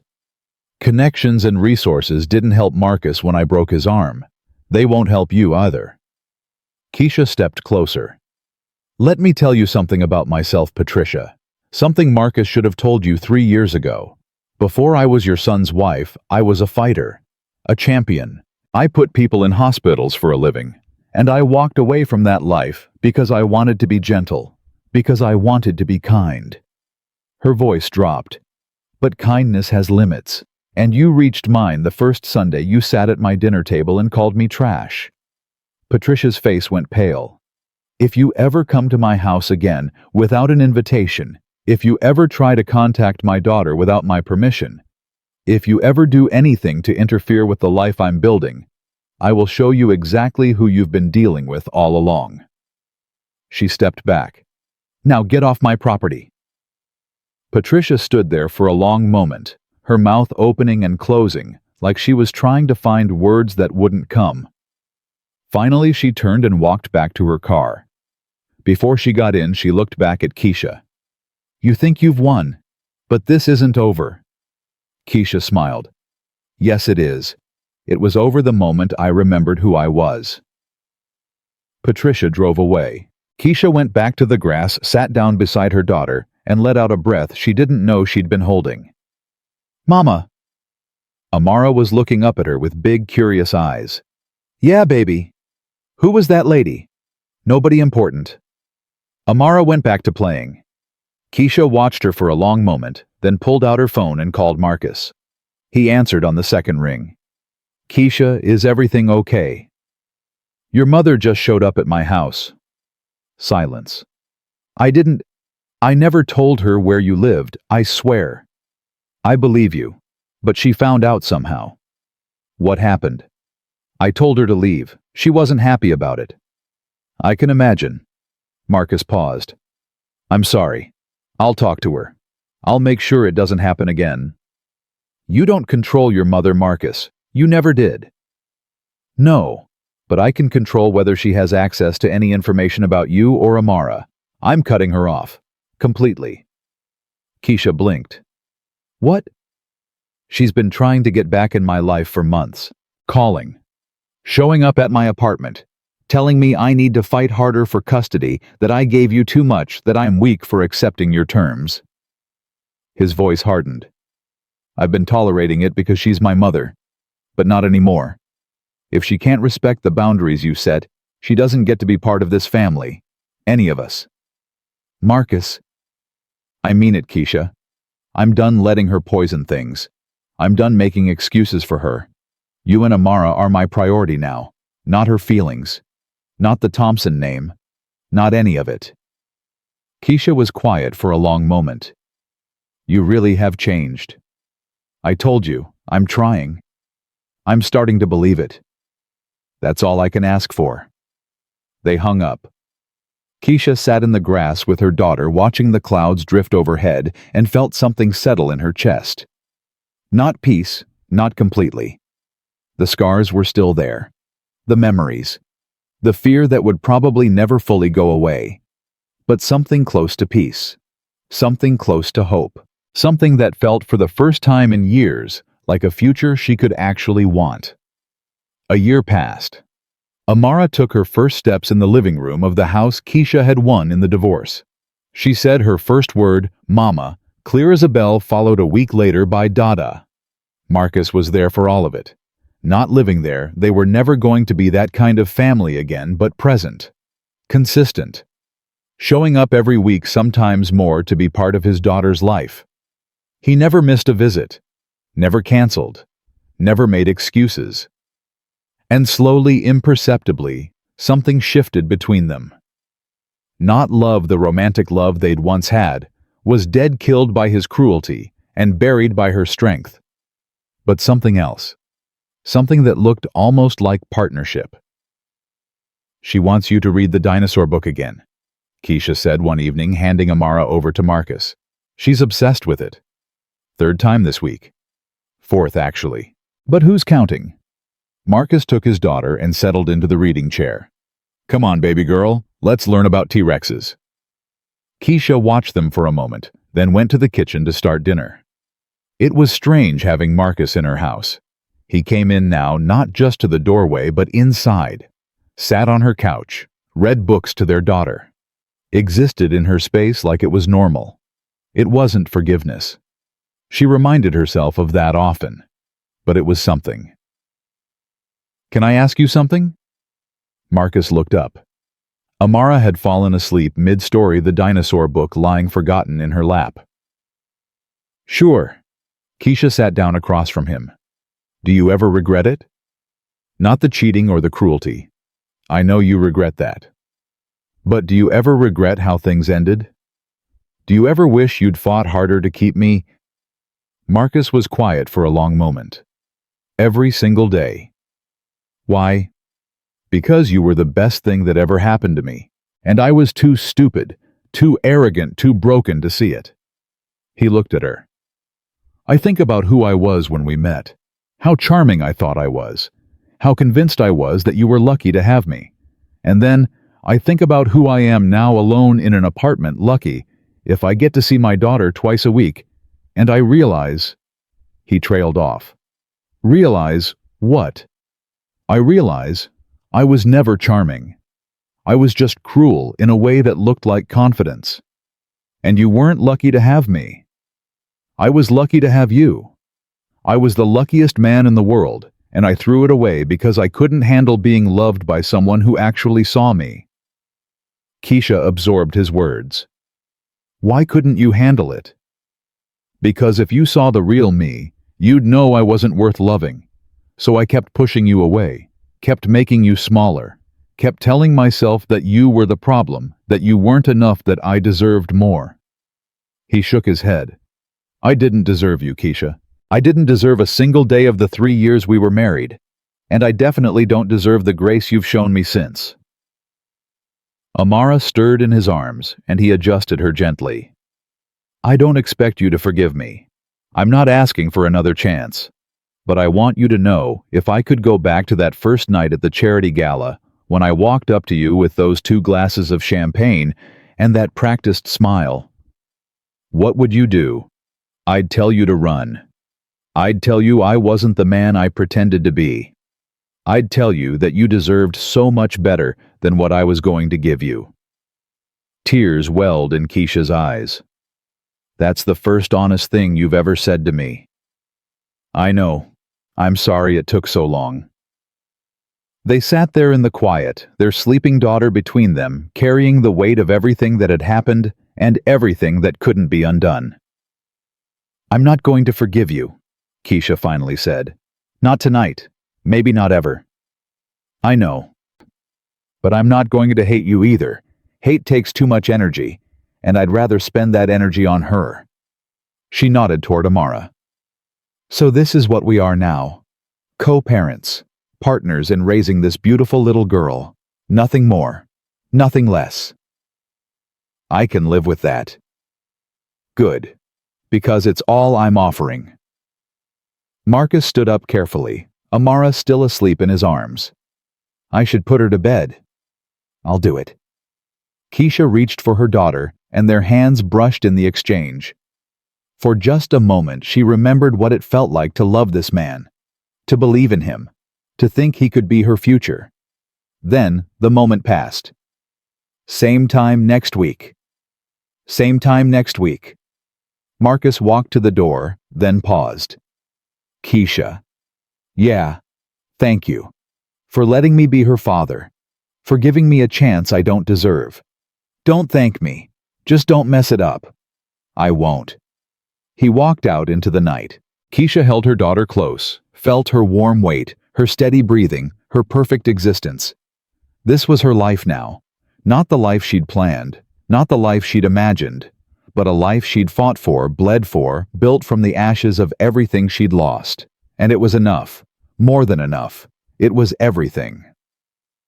5 years later, Keisha stood in front of a building that used to be an abandoned warehouse and saw her grandmother's dream come to life. Storm Academy. The sign hung above the entrance in bold letters, black and gold, the colors Keisha had worn when she won her last championship. Below it, in smaller script, "Where warriors are made." Tamika came up beside her, a cup of coffee in each hand. "You nervous?" "Terrified." "Good. Means you care." Keisha took the coffee and sipped it slowly. Today was the grand opening. 3 years of planning, saving, building, and it all came down to this. Inside, 20 women waited for her. The first class of Storm Academy. Women from all over Atlanta, from all walks of life, united by one common thread: they'd all been told they were weak. Some were domestic abuse survivors. Some were single mothers trying to find their strength again. Some were young girls who needed to learn they didn't have to shrink to make the world comfortable. All of them needed what Keisha had to give. "You ready?" Tamika asked. "No." "Perfect. Let's go." They walked inside together. The women were gathered in a loose circle, some sitting on the mats, some standing against the walls. They looked up when Keisha entered, and she saw herself reflected in their eyes. Fear, hope, desperation. The same thing she'd felt the night she finally fought back. "Good morning," Keisha said. Her voice echoed in the open space. "My name is Keisha Jackson. Most of you don't know me. Some of you might have heard rumors. Let me tell you the truth." She walked to the center of the circle. 10 years ago, I was a 3-time national Muay Thai champion. I could beat any woman in the country and most of the men. I was strong. I was feared. I was unstoppable. She paused. And then I put someone in a coma. The women shifted uncomfortably. It was an accident. A strike that landed wrong. But it changed me. I looked at my hands and saw weapons. I looked at my strength and saw destruction. So I did what a lot of people do when they're scared of themselves. I ran. She started walking slowly around the circle, making eye contact with each woman as she passed. I moved to a new city. I buried my training. I met a man who seemed kind, seemed gentle, seemed like everything I thought I needed. I married him. I made myself small to fit into his life. I forgot who I was. Her voice hardened. And for 3 years that man destroyed me. He cheated. He humiliated me. He brought another woman into our home and told her I was too weak to fight back. She stopped. He was wrong. A ripple went through the circle. The women leaned in. One night when I was 7 months pregnant, he put his hands on me. Shoved me. Told his mistress I was pathetic. And something inside me snapped. Not broke, snapped back into place. Like a bone that had been dislocated for years, suddenly finding its socket. She held up her hands. These hands that I'd been afraid of for so long, I used them to defend myself, to protect my baby, to remind a man who'd forgotten that the woman he was pushing was the same woman who could put him in the hospital. She lowered her hands. And I did. I put him in the hospital. I took my daughter, and I walked out that door and I never looked back. Silence. Then one woman, young, maybe 22, with a fading bruise under her left eye, raised her hand. Did you go to jail? No, I had evidence of his abuse, recordings, pictures, witnesses, and more importantly, I had the truth on my side. He pushed a pregnant woman. I defended myself. But weren't you scared that people would see you as violent? Keisha smiled. Let me ask you something. What's your name? Destiny. Destiny. When a man puts his hands on you, what does the world call you? Destiny was quiet. They call you a victim, Keisha said softly. They say you should have left. They ask what you did to provoke him. They make his violence your fault. She walked toward Destiny and crouched down in front of her. But when a woman defends herself, when she fights back, suddenly, she's the violent one. Suddenly, she's crazy. Suddenly, she's the problem. She put her hand on Destiny's shoulder. That's the trap they want us to believe. That we can be hurt, but we can't fight back. That we can be victims, but we can't be warriors. She stood up and addressed the whole room. I'm here to tell you that's a lie. The biggest lie they ever told us. Because the truth is, The truth I learned that night in my living room is that there's nothing more powerful than a woman who's been pushed too far and finally remembers what she's capable of. She walked back to the center of the circle. I'm not here to teach you to be violent. I'm here to teach you to be strong. There's a difference. Violence is what they do to us.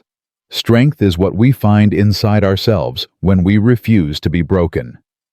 She looked around the room.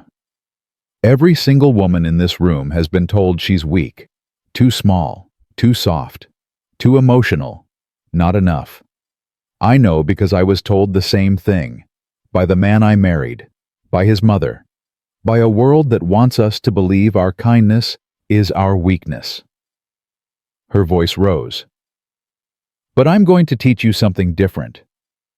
I'm going to teach you that kindness is a choice, that gentleness is a choice, that peace is a choice, and that every single one of those choices requires strength that most people will never understand. She dropped into a fighting stance, the same stance her grandmother had taught her when she was 5 years old. Now, who wants to learn how to fight? The first year of Storm Academy was chaos. Women came and went. Some stayed for one class overwhelmed by what Keisha was asking of them. Some stayed for weeks before deciding it wasn't for them. But some stayed forever. Those were the women Keisha lived for. Women like Destiny, who showed up every single day with fresh determination and fading bruises. Women like Monica, a 45-year-old accountant who'd been married to an abusive man for 20 years before finally getting out. Women like Tanya, a 17-year-old whose mother had brought her after catching her boyfriend pushing her around. They became Keisha's second family. And slowly, word spread. Storm Academy wasn't just a gym. It wasn't just a training center. It was a sanctuary, a place where women could come and be seen, be heard, be reminded that they were worth fighting for. Denise Williams sent clients there. Social workers referred survivors. Churches and community centers put up flyers.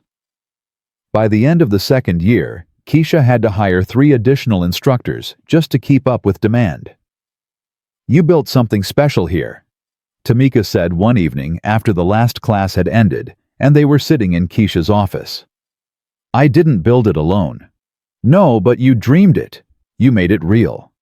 Keisha looked through the window at the training floor where a few women were still practicing their forms. My grandmother used to fight in basements. Did I ever tell you that? You mentioned it. Back in her day, black women weren't allowed in official rings, so she fought wherever they'd let her. Basements, back alleys, parking lots. She earned respect with her fists because the world wouldn't give it to her any other way. Keisha smiled. She always said she wanted me to have something better, a real gym, a real legacy, something that would last. You gave her that. I'm trying to. Marcus came to the academy once. It was Amara's 6th birthday. Keisha was throwing a party at the gym, all of Amara's friends running around the training floor, streamers everywhere. A cake shaped like a dragon, because Amara had decided she wanted to be a dragon when she grew up. Marcus arrived with a gift-wrapped box under his arm and an uncertain look on his face. Is this okay? He asked.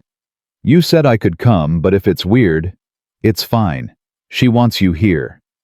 What about you? Keisha considered the question. I want her to have both her parents at her birthday. That's what matters. He nodded slowly. Thank you. He walked into the party, and Amara spotted him immediately. Daddy! She ran across the floor and launched herself into his arms. Marcus caught her, spun her around, and the smile on his face was the most genuine thing Keisha had ever seen from him.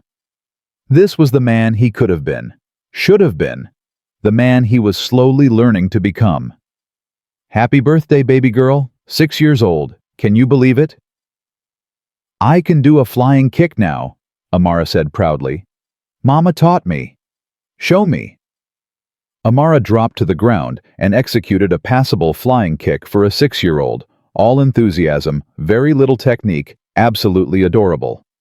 That's amazing, Marcus said. You're going to be just like your mama. Mama says I'm going to be better than her. I believe it. Keisha watched them from across the room, and Tamika appeared at her side. He's different with her. He's trying. You think he's really changed? Deep down, Keisha was quiet for a moment. I think people are capable of change. I think it's hard and rare and most people don't have the courage to do the work. But I think he's doing the work. And you? What about me?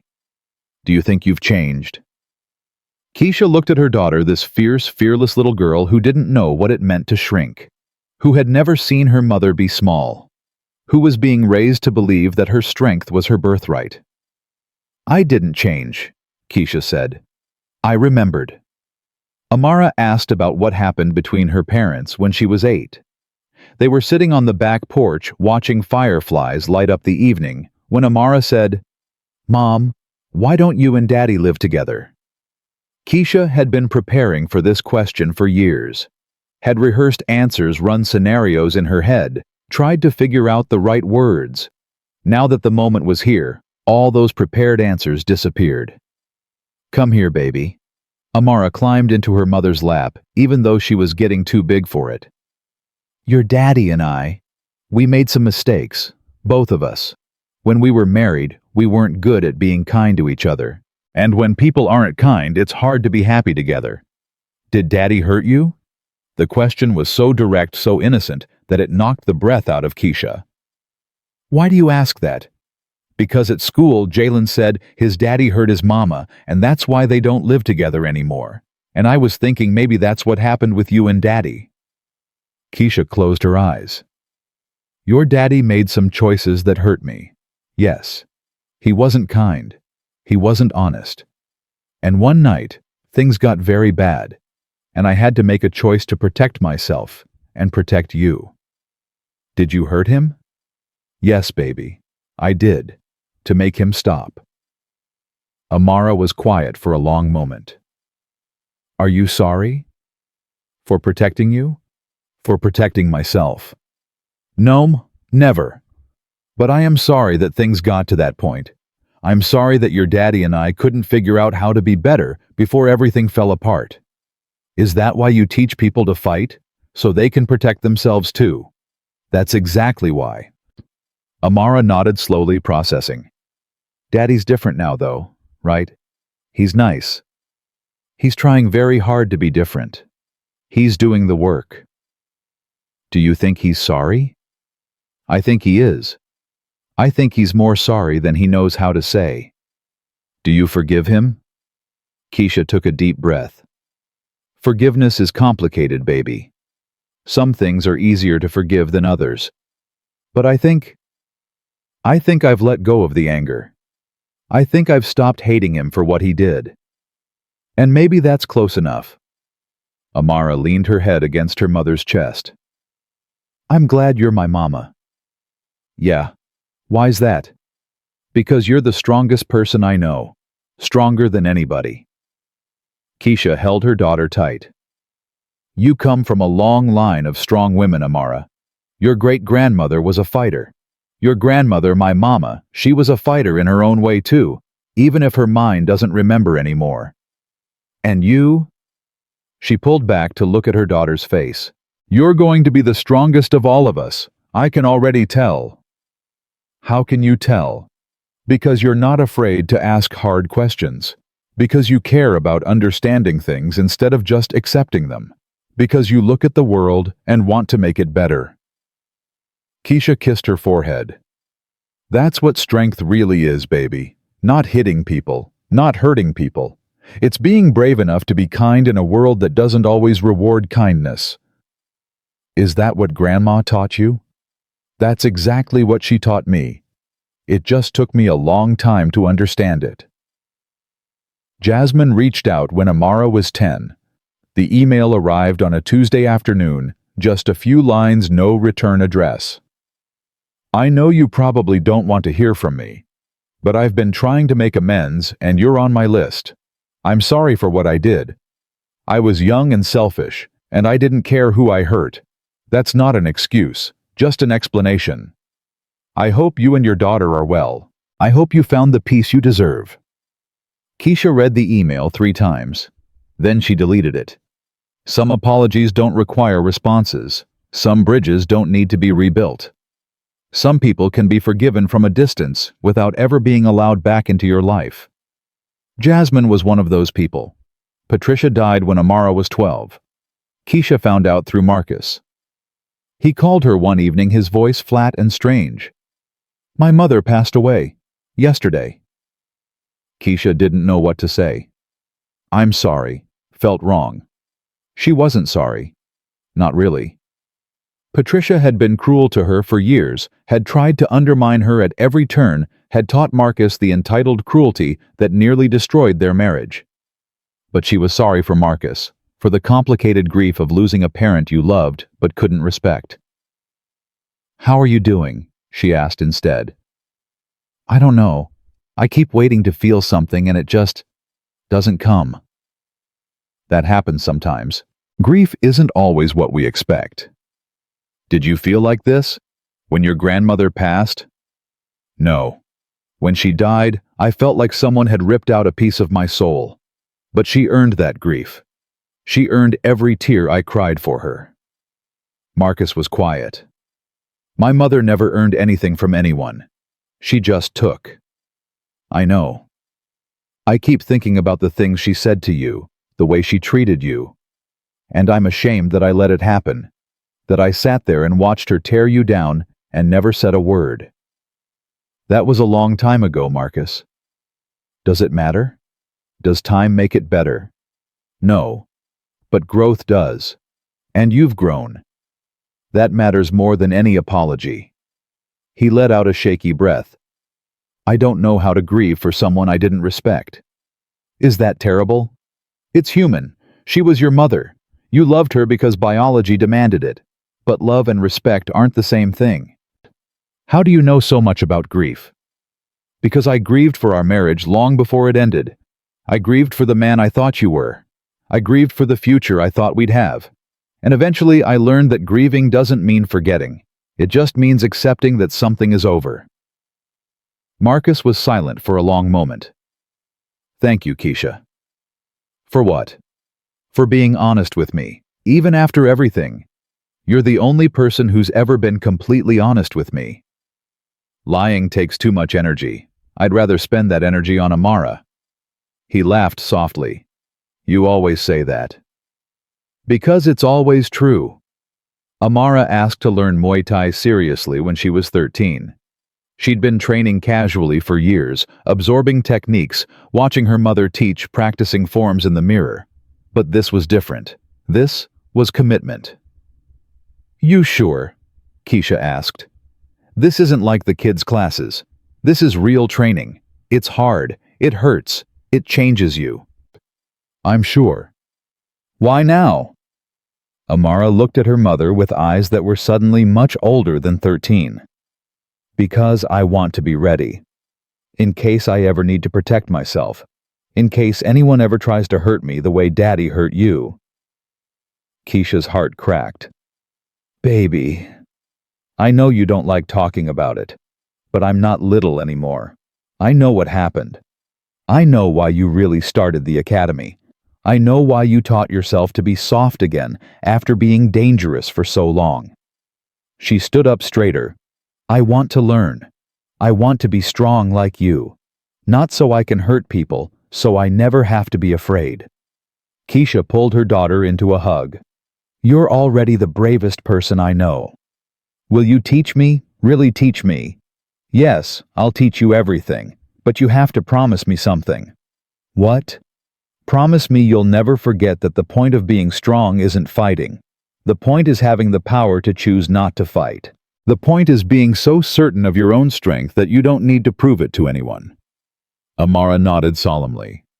I promise. They started training the next day. When Amara was 16, she competed in her first tournament. Keisha watched from the stands, her heart pounding harder than it had when she'd won her own championships. Amara moved through the bracket with quiet efficiency. No showboating, no trash talk, just clean technique and absolute focus. In the final match, she faced a girl who was bigger, older, more experienced. The girl came out swinging, trying to overwhelm Amara with aggression. Amara absorbed the pressure, waited, watched, read the patterns, and in the second round, when the opening came, she took it. One spinning elbow, Keisha's signature move, passed down through 3 generations, connected perfectly. The other girl went down. The referee counted. Amara won. The crowd erupted. Coaches and parents surged forward. Amara stood there breathing hard and looked up into the stands until she found her mother. Keisha was crying. Not because Amara had won. Because of how she'd won. Patient. Controlled. Dangerous only when she needed to be. Exactly like her grandmother would have wanted. After the ceremony, after the photos, after the celebration, Amara found her mother waiting by the car. "You watched me." "Of course I watched you." "What did you think?" Keisha put her hands on her daughter's shoulders. "I think your great-grandmother is looking down right now, prouder than she's ever been. I think you're everything I hoped you'd become. And I think you're only just getting started." Amara's eyes welled up. "I was scared. The whole time. I was so scared." "Good. Fear keeps you sharp. Fear keeps you humble. The day you stop being scared is the day you start making mistakes." "Were you scared when you fought?" "Every single time. Right up until the moment I threw the first punch. And then the fear went away. And there was just clarity. That's how it felt, when I threw that elbow. Everything went quiet, and I just knew." Keisha smiled. "That's the storm, baby. That's what your great-grandmother gave me and what I gave you. It's not rage. It's not violence. It's certainty. Absolute certainty that you are exactly where you're supposed to be, doing exactly what you were born to do." Amara hugged her mother. "Thank you. For teaching me. For everything." "You don't have to thank me. This is who you are. I just helped you remember." Marcus came to the tournament. He sat 3 rows behind Keisha, watching their daughter compete, wiping tears from his eyes when she won. Afterward, he approached Keisha in the parking lot. "She's incredible. I know. She gets it from you. She gets it from a long line of women who refuse to be broken." Marcus nodded slowly. "I'm sorry, Keisha. I know I've said it before, but watching her out there seeing what she's become, it just hit me all over again. How much I almost took from both of you." Keisha looked at him, this man who had been her husband, her tormentor, her co-parent, and something like a friend. "You didn't take anything, Marcus. You tried. But we're still here, stronger than ever. Because of you. Because of us. Amara is who she is, because she has a mother who taught her to fight, and a father who taught her that people can change. Both of those lessons matter." Marcus's eyes widened. "You really believe that?" "I believe in evidence, and the evidence is that you showed up. For 12 years. Every visit, every birthday, every tournament. You didn't run away. You didn't give up. You did the work." She put her hand on his arm. "I'm never going to forget what you did, and I'm never going to pretend it was okay. But I can hold that truth and also hold the truth that you became a better man. Both things can be real at the same time." Marcus covered her hand with his. "Thank you for giving me a chance to be better." "Thank Amara. She's the one who believed in you first." Amara turned 18 on a Saturday in June. Keisha threw the party at Storm Academy, now the largest women's martial arts training center in the Southeast. 5 locations across Georgia. 200 instructors, thousands of students, all because one woman remembered who she was. During the party, Amara pulled her mother aside. "Can I ask you something?" "Always." "If you could go back to that first night at the charity gala when you met Daddy, would you do it differently? Would you run away like he said he wishes he'd told you to?" Keisha thought about the question. She thought about the pain, the humiliation, the years of shrinking herself, the night she finally fought back, the divorce, the rebuilding, the hundreds of women she'd trained, the thousands of lives she'd touched, the daughter standing in front of her. "No," she said finally. "I wouldn't change a thing." "Really? even with everything that happened. If I'd run away that night, I never would have had you. I never would have built the academy. I never would have become the person I am today." She cupped her daughter's face. Sometimes the worst things that happen to us become the foundations of the best things. The fire that almost destroyed me is the same fire that forged me into someone strong enough to help others. I can't regret the pain because I can't separate it from the purpose. Amara's eyes filled with tears. "I love you, Mama." "I love you too, baby girl, more than anything in this world." They held each other for a long moment. Then Amara pulled back, wiped her eyes, and smiled. "Come on, they're about to cut the cake, and I want you to make a speech." "A speech? You're the founder of Storm Academy. You have to say something." "I hate speeches." "Too bad. Consider it my birthday present." Keisha laughed. "Fine, but you owe me." They walked back into the party together, mother and daughter, warrior and warrior. Keisha stood in front of the crowd, her students, her friends, her family. She looked at their faces and saw herself reflected back. Survivors, fighters, women who had been told they were weak and chose to believe otherwise. 18 years ago, she said, I was a different person. I was afraid of my own strength. I was hiding from who I was. I thought that becoming soft would protect me from the world. She paused. I was wrong. Softness didn't protect me. It made me vulnerable to people who saw kindness as weakness, people who took advantage of my gentleness, people who pushed me because they thought I'd never push back. Her voice grew stronger. But here's what I learned. Being strong and being kind aren't opposites. You don't have to choose between being a warrior and being a good person. The strongest people I know are the ones who could destroy you but choose not to. The most dangerous people are the ones who've learned to control their power instead of being controlled by it. She looked at Amara. My daughter turns 18 today. She's a champion, a warrior, the best person I know. And she didn't become that way by being hard. She became that way by being strong enough to stay soft, strong enough to be kind, strong enough to choose peace while knowing exactly how to end it. She raised her glass. To Amara, to all of you, to everyone who's ever been told they were too weak, too small, too soft, too much, or not enough. You are enough. You've always been enough. And if anyone ever forgets that, she smiled, remind them. The room erupted in cheers. Keisha watched her daughter blow out her candles, surrounded by love, surrounded by strength, surrounded by everything Keisha had fought to give her. And she knew with absolute certainty that her grandmother would be proud. Not because Keisha had won, because she'd remembered who she was, remembered what she was capable of, remembered that the storm inside her wasn't something to fear, it was something to embrace. Silence isn't surrender. Gentleness isn't weakness. And the most dangerous person in the room is always the one who's learned to control their power, not the one who's never had any. Keisha Jackson had been called many things in her life. Champion, wife, victim, mother, survivor.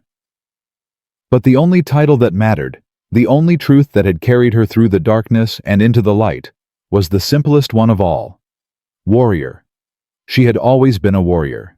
And now finally, she would never forget again.